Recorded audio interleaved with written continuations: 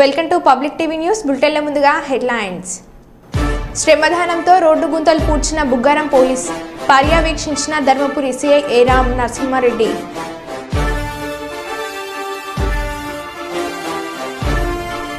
మాదక ద్రవ్యాల సమాచారం తెలిస్తే చెప్పండి డిఎస్పీ చంద్రబాను.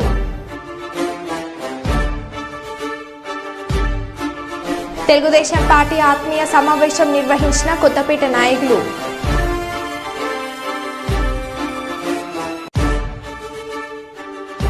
ప్రభుత్వ భూముల్లో సాగు రైతులకు 2 నెలల్లో పట్టాలు.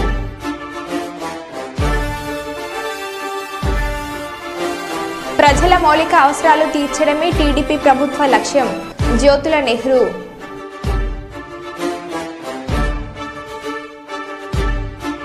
శ్రీ రాజరాజేశ్వర స్వామి దేవాలయం ఈవో ఆఫీస్ ముందు వేములవాడ నగర చైర్పర్సన్ మరియు బీఆర్ఎస్ నాయకుల ధర్నా.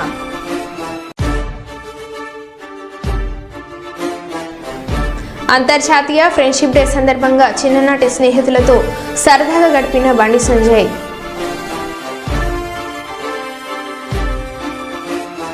ఇక వివరాల్లోకి వెళ్తే, ప్రభుత్వ భూముల్లో సాగు చేస్తున్న రైతులకు 2 నెలల్లో పట్టాలు అందిస్తామని మంత్రి పొంగులేటి అన్నారు. ఆయా భూములపై వెంటనే సర్వే చేయాలని అధికారులను ఆదేశించారు. దీంతో పాటు ఈ నెల ఆఖరులోగా మొదటి విడతగా అన్ని నియోజకవర్గాల్లో 4.5 లక్షల ఇందిరమ్మ ఇళ్లు నిర్మిస్తామని వెల్లడించారు. రాష్ట్రంలో ప్రతి ఊరికి ఇందిరమ్మ ఇళ్లు ఇచ్చేందుకు ప్రభుత్వం సిద్ధంగా ఉందని స్పష్టం చేశారు.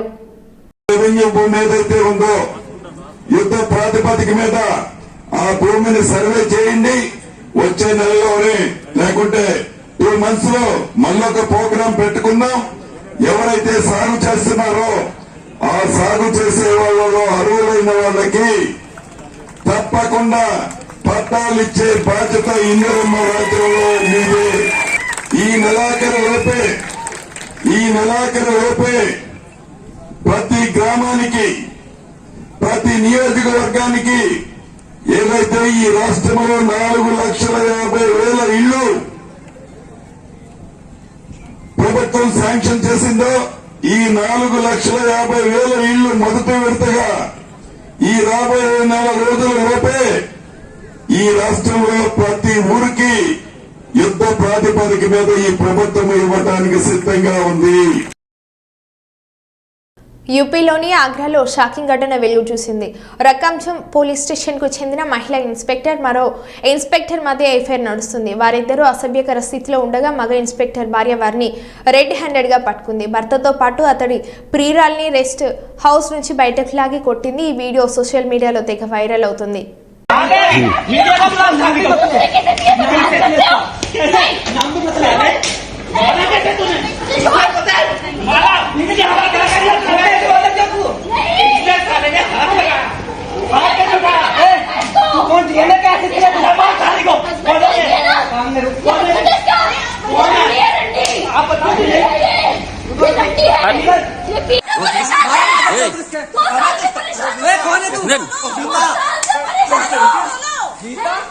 गीता क्या जा रही है?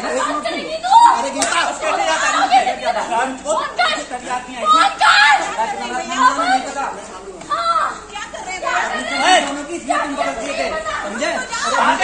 मीडिया का ब्लॉग खा निकलो खा रहेगा कलानी वाला बाहर निकलो. देखो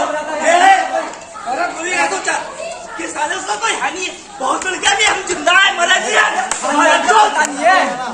तुझे खानदान का पता नहीं है. चल तू खाएगा, तू बहुत मिल गया.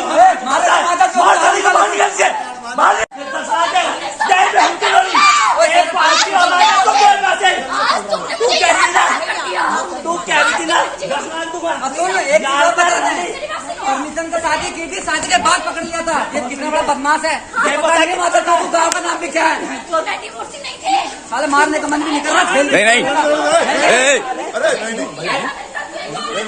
बेटा बहन चौथ पे गाड़ी ले आले बहुत छोड़े लेकिन नाना भाई साहब अभी नहीं यार. उम्र की साली 50 साल की हो रही है. इस आदमी का రామగుండం ఎమ్మెల్యే క్యాంప్ కార్యాలయంలో ఏర్పాటు చేసిన మీడియా సమావేశంలో ఎమ్మెల్యే రాజ్ ఠాకూర్ మాట్లాడుతూ నిన్నటి వరకు జరిగిన అసెంబ్లీ సమావేశాల్లో అన్ని పార్టీల నాయకులకు ప్రజా సమస్యలపై మాట్లాడే అవకాశం కాంగ్రెస్ ప్రభుత్వం కల్పించిందని, కానీ బీఆర్ఎస్ నాయకులకు ఇచ్చిన సమయాన్ని వృధా చేశారని అన్నారు. గత ప్రభుత్వం చేసిన తప్పిదాలను కప్పిపుచ్చే ప్రయత్నం బీఆర్ఎస్ నాయకులు చేశారని అన్నారు. కాంగ్రెస్ ప్రభుత్వం నిరుద్యోగులకు భరోసాను కల్పిస్తూ జాబ్ క్యాలెండర్ను ప్రవేశపెట్టడం జరిగిందని, ప్రభుత్వం ఏర్పడిన తర్వాత 35,000 మందికి ఉద్యోగాలు కల్పించడం జరిగిందన్నారు. అలాగే అంతర్జాతీయ స్థాయిలో క్రీడలకు ప్రోత్సాహం అందిస్తామని ముఖ్యమంత్రి రేవంత్ రెడ్డి హామీ ఇచ్చారని అన్నారు.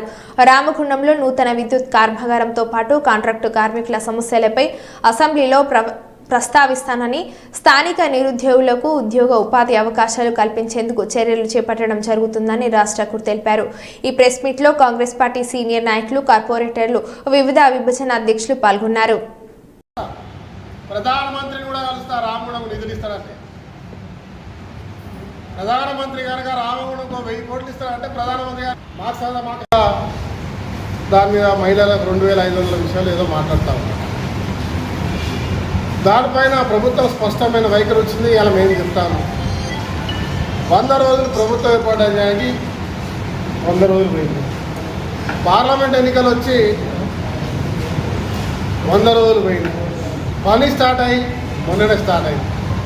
మొన్న స్టార్ట్ అయిన ఈ 2 నెలల్లో అధికారుల మార్పులు, అధికారుల చేర్పులు, పనితనాలు, బడ్జెట్లు ఇవన్నీ చేసుకుంటూ ఇన్ని ఒక కార్యక్రమాలు చేస్తాం. ఎక్కడైనా ఉద్యోగులకు జీతాలు రాకుంటున్నదా? పెన్షన్లు రాకుంటున్నాయా? ప్రభుత్వ సంక్షేమాలు ఎక్కడైనా ఆగిపోయినాయా? ఇంకా పెరిగినాయా తప్ప ఇచ్చిన మాటలు చేసుకుంటూ ప్రతి ఒక్కరు ముందు తీసుకొని పోతాం. ఈరోజు మేము గర్వంగా చెప్తా ఉన్నాం, ఇచ్చిన మాట ప్రకారంగా 5 గ్యారెంటీలు పూర్తి చేశాం. రైతు రుణమాఫీ చేశాం, స్కిల్ యూనివర్సిటీ తెచ్చాం, 35,000 ఉద్యోగాలు ఇచ్చినాం, జాబ్ క్యాలెండర్ తెచ్చినాం. మళ్ళా రైతుకు పంట కట్టడానికి, రైతుకు కావాల్సిన నీళ్లు తేవడానికి, రైతు సంక్షేమానికి కొరకు కావాల్సినంత బడ్జెట్ ఇచ్చినాం. పవర్ విషయంలో ఇంకా రాష్ట్రాన్ని ఉన్నత స్థాయిలో తీసుకోవడానికి అన్ని రకాల వసతులు ఏర్పాటు చేస్తున్నాం. ఇలా దళితులకు వచ్చిన తీర్పు మాదిరిగా ఉండకుండా తక్షణమే అదే రోజు నుంచి అమలయ్యే విధంగా ప్రభుత్వం నిర్ణయం తీసుకున్నాం. ఒక్కటి కాదు, చెప్పుకుంటూ పోతా ఉంటే ప్రతి అంశంలో కార్యాచరణ చేసుకుంటూ ముందు పోతున్నది తప్ప మాయా మాటలు చేసుకుంటూ వాళ్ళ ఒడ్డు దాటే పని చేయకుండా గత పాలకులు చేసినట్టు ఈరోజు ఆచరణలు పెట్టి చేస్తారు. ఎన్నికలు లేవు, ఇమ్మీడియట్లీ వాగ్దానాలు చేసేవారు మాయ చేయాల్సిన అవసరం లేదు. కానీ ఎన్నికల ముందు ఇచ్చిన ప్రతి ఒక్క మాటను ఇలా తూచా తప్పకుండా అమలు చేస్తూ ముందుకు పోతా ఉన్నాం. భవిష్యత్తులో ప్రతి ఒక్క సమస్యని ఖచ్చితంగా పరిష్కరిస్తాం అనే అంశాన్ని కూడా చెప్తాం. మన రామగుండం సంబంధించిన అంశాలు, సింగరేణి కార్మికుల 22వ జీవో సడలింపు ఆచరణ, R&R పథకం కింద గతంలో రామగుండంలో నష్టపోయిన ఎల్లంపల్లి రైతులకు R&R ప్యాకేజ్ ఇవ్వాలని, అదే మాదిరిగా లింగాపురంలో OCP 4 కింద నష్టపోయిన దళితులకు, మేడిపల్లి వాళ్ళకు, వాసులకు ఖచ్చితంగా R&R ప్యాకేజ్ను అమలు చేసి వారికి నష్టపరిహారాలు ఇవ్వాలని, రామగుండానికి పూర్వవైభవం తీసుకురావడానికి తగినటువంటి అధికారి, మున్సిపల్ కార్పొరేషన్పై ప్రత్యేక దృష్టి, సింగరేణి, NTPC, RFCL, జెన్కోతో కలిసి ఈ ప్రాంత అభివృద్ధికి అందరిని సమన్వయపరిచి వాళ్ళందరూ కూడా బాధ్యత తీసుకొని చేయాలని ప్రభుత్వానికి చెప్పడం జరిగింది. ప్రభుత్వం దానిపై కసరత్తు చేస్తూ ఉంది. త్వరితగతిగా రామగుండంలో అనేకమైనటువంటి పనులు ప్రారంభం అవుతాయి. వారం 15 రోజుల్లో మీరు ఏ ప్రాంతానికి వెళ్ళినా, ఎక్కడికి వెళ్ళినా రోడ్లు కావచ్చు, డ్రైనేజీలు కావచ్చు, లైన్లు కావచ్చు, కరెంట్లు కావచ్చు, కరెంటు పోలు కావచ్చు, పల్లె ప్రాంతాలు అన్ని ప్రాంతాల్లో కూడా ఒకరి తర్వాత ఒకటిగా పనులు ప్రారంభం చూస్తారు. 6 నెలల్లో 8 నెలల్లో గోదావరి ఖనీల ప్రాంతం, రామగుండం ప్రాంతం ఖచ్చితంగా మార్పును చూస్తారనే అంశాన్ని మీ అందరికీ సవినయంగా తెలియజేస్తా ఉన్నాం. భార్యతో కలిసి వరి నాట్లు వేసిన రాహుల్ రాజ్ ఆదివారం కావడంతో ఔరంగాబాద్ గ్రామంలో నాట్లు వేసిన కలెక్టర్, కూలీలకు నారు అందించిన రాహుల్ భార్య, రైతులతో ముచ్చటించిన రాహుల్ రాజ్ దంపతులు.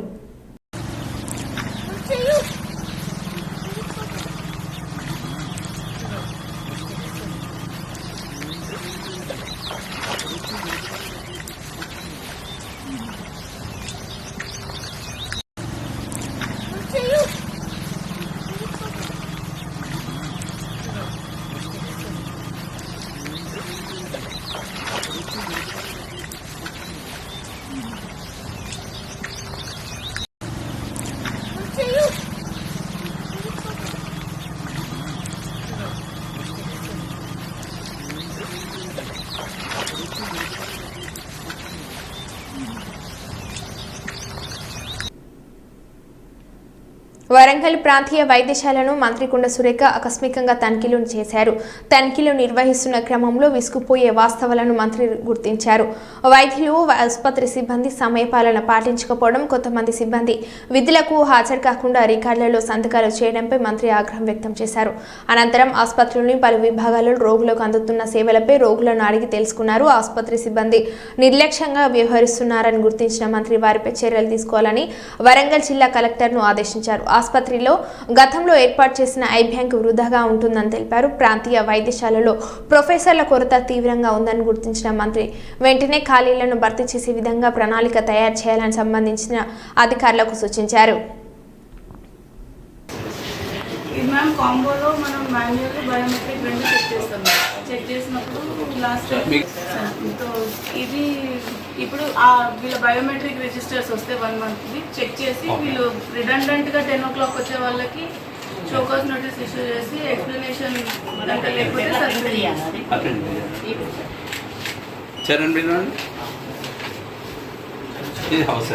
కావాలండి.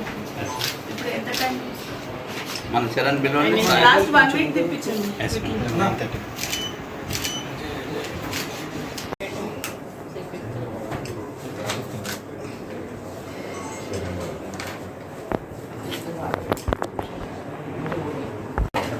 Why did she sign on 6th?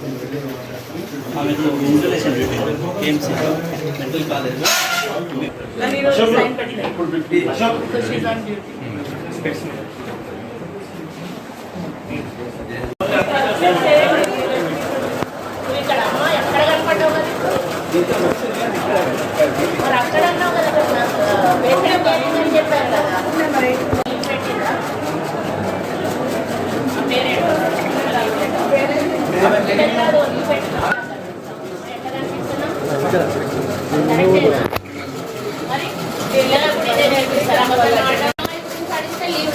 మళ్ళీ అడిగితే లేట్ అవుతుందని అంటున్నావు.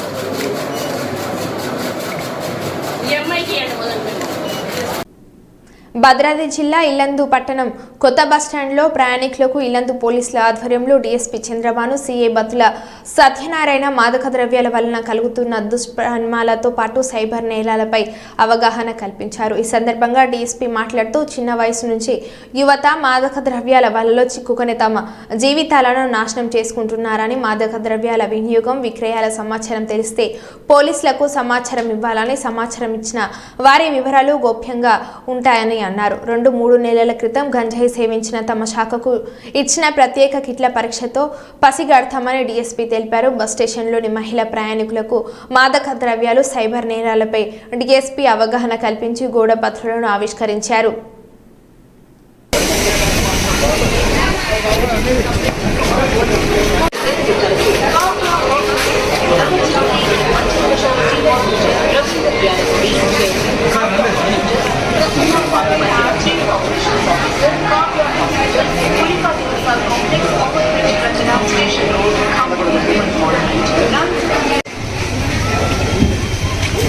కొత్తగూడెం ఎస్పీ గారి రాజేష్ గారి ఆధ్వర్యంలో ఈరోజు మేము ఇల్లందు బస్ స్టాండ్లో ఒక అవగాహన సదస్సు మారక ద్రవ్యాల మీద నిర్వహించడం జరిగింది.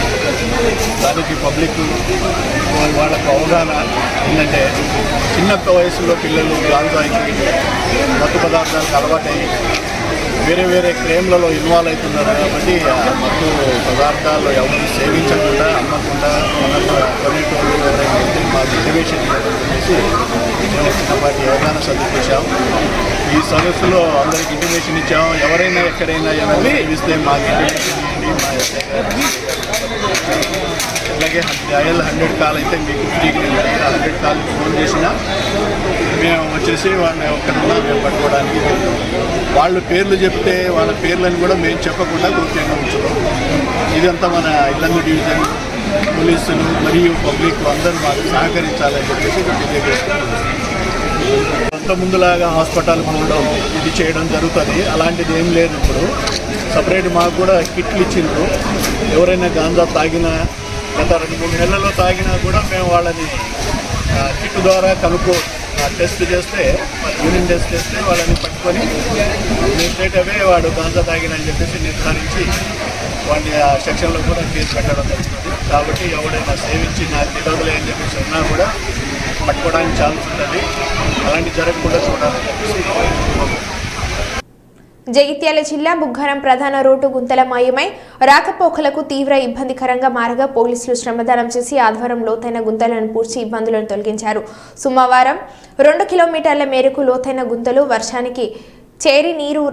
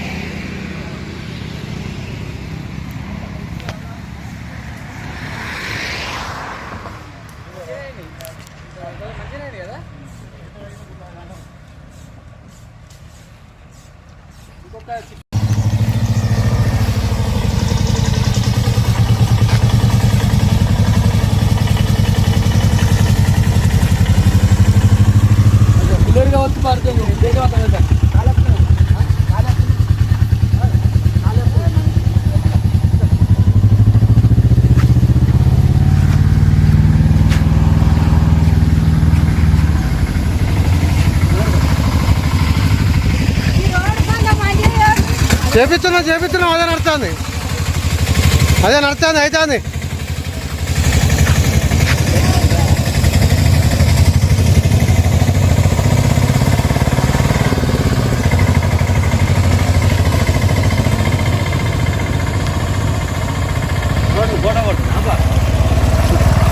పోపిస్తాను మురం పోపిస్తాను.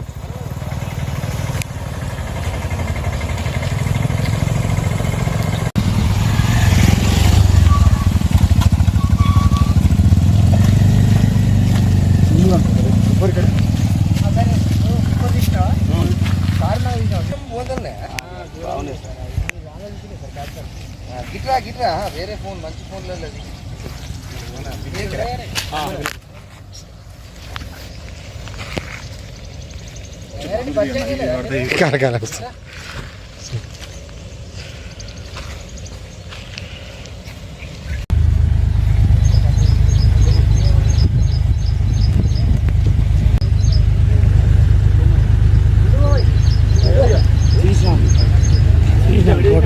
తీసాను పంపి నీవు తీసినావంటే తీస్తున్నా నువ్వు అటే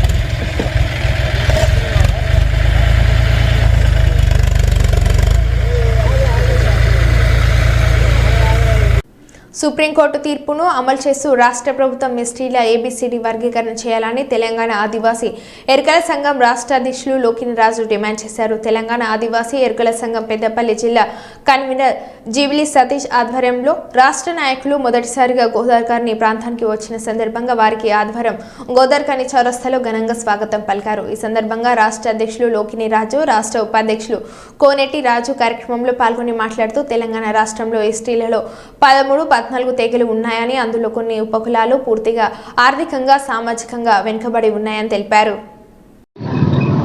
మన పెద్దపల్లి జిల్లాకు రావడం మాకు ఎంతో సంతోషకరంగా ఉంది. రాష్ట్ర అధ్యక్షులు లోకిని రాజు గారు మా పెద్దపల్లి జిల్లాకు రావడం జరిగింది.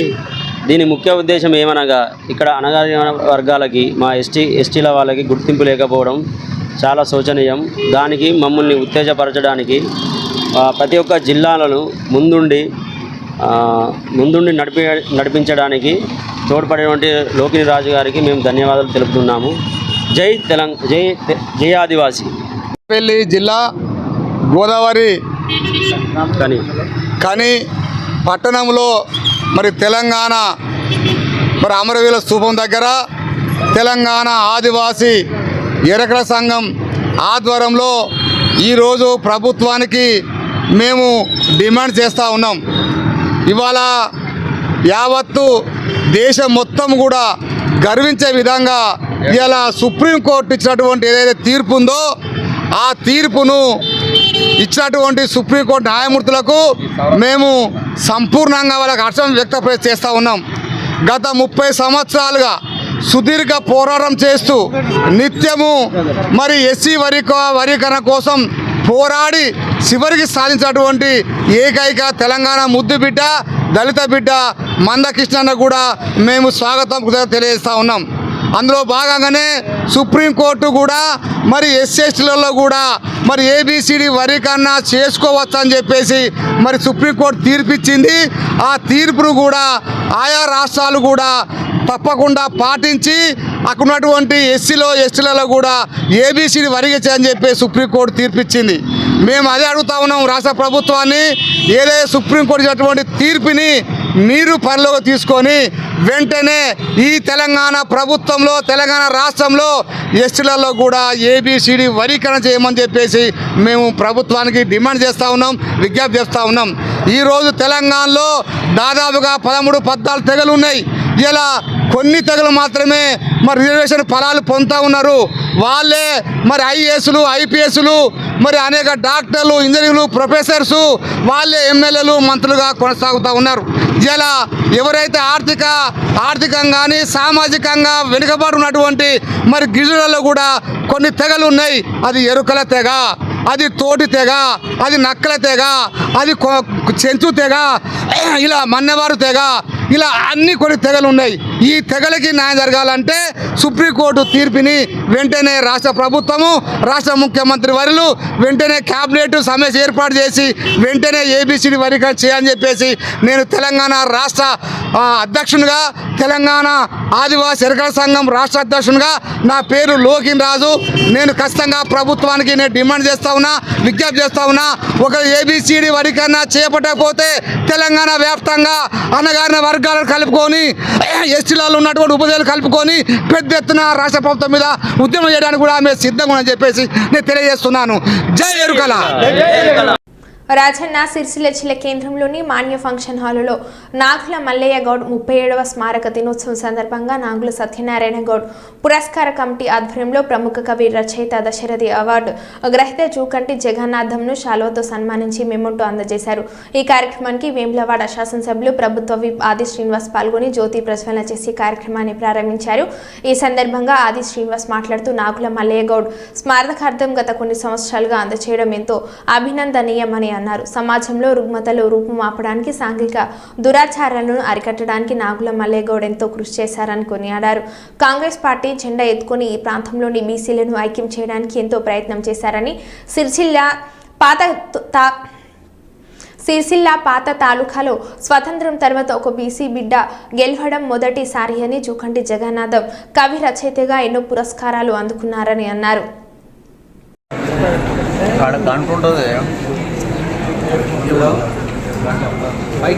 శ్రీ పురాణారాయణ గారిని వేదికపైకి రావాల్సిందిగా ఆహ్వానిస్తున్నారు.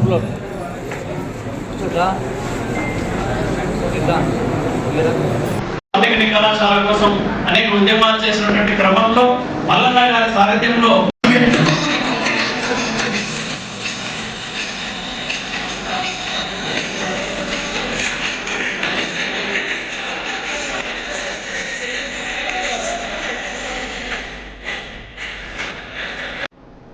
మరో బులెటిన్లో మళ్ళీ కలుద్దాం. Stay tune.